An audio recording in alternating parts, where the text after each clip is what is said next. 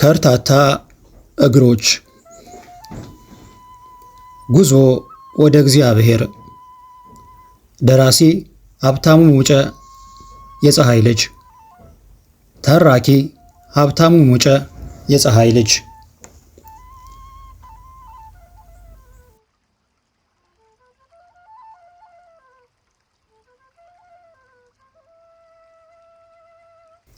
ይህን ያህል ጊዜ ቤተክርስቲያን ብመላለስም ለነፍስ ያደረኩላት ነገር ባለመኖሩ ደነገጥኩኝ፣ አፈርኩ። እቅዴን የወደፊት ዓላማዬን ሳስብ ለስጋዬ ብቻ መሆኑ አንገቴን ወደ መሬት አስደፋኝ። ከውስጤ ነፍሴ እየጮችብኝ ነው።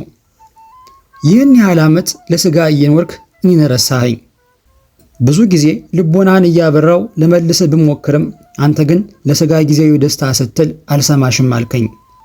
ቆይ በአምላክ ፊት ምን ሰራውላት ብለህ ነው የምታቆመኝ? ብላ መሬት ለቅሶን አለቀሰችብኝ።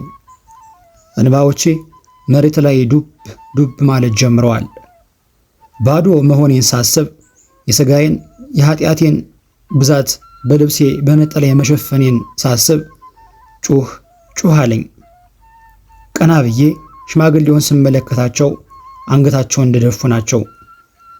እንባዬን ጠራረኩና እሺ አባ፣ ቆይ ግን የፍጻሜ ዘመን ምልክትስ የለውም?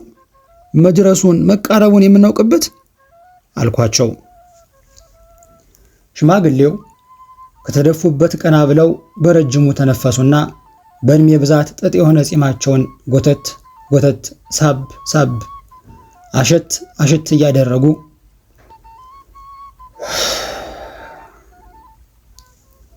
ልጅ፣ ቅድም መጀመሪያ ላይ አንተም እንደነገርከኝ አሁን የምንገኘው ቅዳሜ ከሰዓት እኩለ ቀን ላይ ነው።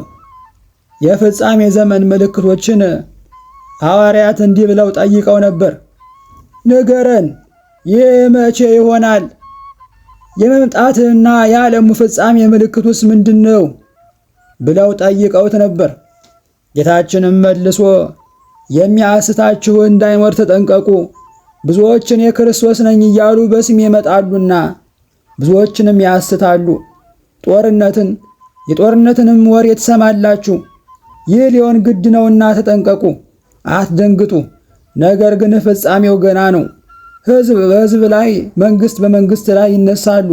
በየአገሩም ረሃብ፣ ቸነፈርም፣ የምድርም መናወጥም ይሆናል። እነዚህም ሁሉ የምጣር መጀመሪያ ናቸው። ያን ጊዜም ለመከራ አሳልፈው ይሰጧችኋል፣ ይገድሏችኋልም። ስለ ስሜም በሰው ሁሉ ዘንድ የተጠላችሁ ትሆናላችሁ። ያን ጊዜም ብዙዎች ሃይማኖታቸውን ይለውጣሉ፣ እርስ በርሳቸውም አሳልፈው ይሰጣጣሉ፣ እርስ በርሳቸውም ይጣላሉ። ብዙዎች ሐሰተኞች ነቢያትም ይመጣሉ፣ ብዙዎችንም ያስታሉ። ከአመፅም ብዛት የተነሳ ፍቅር ከብዙዎች ዘንድ ትጠፋለች። እስከ መጨረሻው የሚታገስ ግን እርሱ ይድናል። ሰማይና ምድር ያልፋል፣ ቃሌ ግን አያልፍም ብሎ ጌታችን ለደቀ መዛሙርቱ መልሶላቸዋል። የእኔ ልጅ፣ እንደሰማኸኝ ሁሉም ምልክቶች ተፈጽመዋል ማለት ይቻላል። ወይም የምንጠብቀው የጌታችንን ዳግም ምጽአት መምጣት ነው። እንግዲህ በቅድስት ቤተ ክርስቲያናችን አስተምህሮ የፍጻሜ ዘመን የሚሆነው በዘመነ ዮሐንስ በዕለተ እሑድ መጋቢት 29 ቀን መሆኑን ተምረናል። ነገር ግን በየትኛው ጊዜ በየትኛው ዓመተ ምህረት እንደሆነ የሚያውቅ የለም። ጌታችንም በዚሁ ምዕራፍ ሲናገር ስለዚያች ቀንና ስለዚያች ሰዓት ግን ከአብ ብቻ በቀር የሰማይ መላእክትም ቢሆኑ ወልድም ቢሆን የሚያውቃት የለም። ነገር ግን እወቁ፣ ባለቤት ሌባ የሚመጣበትን ሰዓት ቢያውቅ ተግቶ በጠበቀ ነበር፣ ቤቱም እንዲቆፈር ባልተወ ነበር። ስለዚህ እናንተም ደግሞ ተዘጋጅታችሁ ኑሩ፣ የሰው ልጅ በማታስቡበት ሰዓት ይመጣልና ብሎ ነግሮናል። ስለዚህ የኔ ልጅ፣ ጊዜው አሁን ነው። ንስሐ የምንገባበት፣ ሥጋው ደሙን የምንቀበልበት፣ መልካም ሥራ የምንሰራበት ጊዜው አሁን ነው። ሌላው ማስተዋል ያለብህ ነገር ደግሞ መልካም ሥራ መስራት፣ ንስሐ መግባት፣ ሥጋው ደሙን መቀበል ያለብህ ሲኦልን ወይም ደግሞ ገሃነመ እሳትን ፈርተህ ሳይሆን አምላክ እግዚአብሔርን ወደህ ፍጹም ፍቅሩን አስበ መሆን አለበት አሉኝና መልሰው አንገታቸውን ደፉ።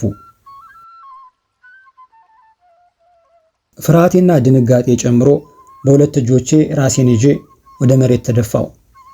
ይሄኔ አንድ የማኅበረ ቅዱሳን መዝሙር ትዝ አለኝ።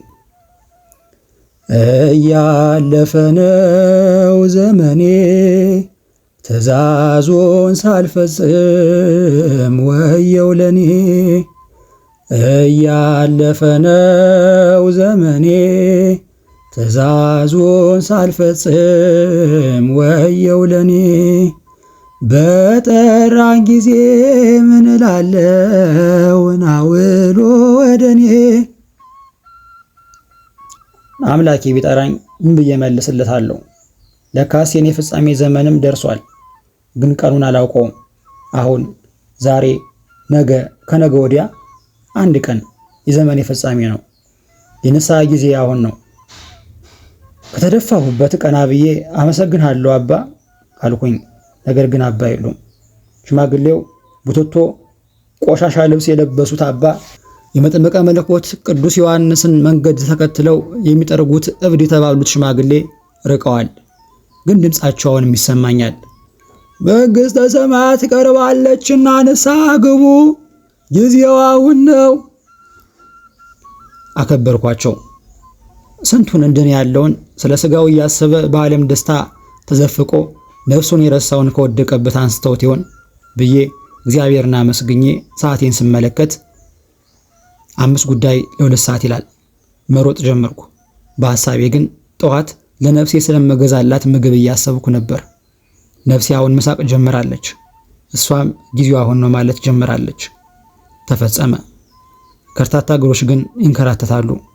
የፀሐይ ልጅ ሀብታሙ ሙጬ በ18ኛው ቀን በ3ኛው ወር በ2017 ዓ.ም ተጻፈ። ወስብሐት ለእግዚአብሔር ወለወላዲቱ ድንግል ወለመስቀሉ ክቡር